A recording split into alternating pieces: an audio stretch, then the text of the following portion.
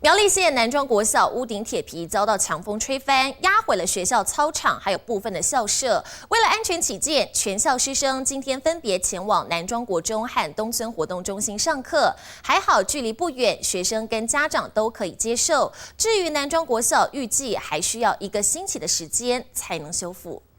这块被强风吹落的铁皮，面积大约400平方公尺，还散落在南庄国小的校园内。由于面积实在太大，清除工人只能够先进行拆装分解，再一个一个运出来。这也导致南庄国小全校大概200多名师生没有办法上课，必须要换个地方到距离学校100公尺远的活动中心去教学。有的桌子比较大，椅子比较大，请你呢先适应一下啊，不像我们在我们学校里面那么舒服。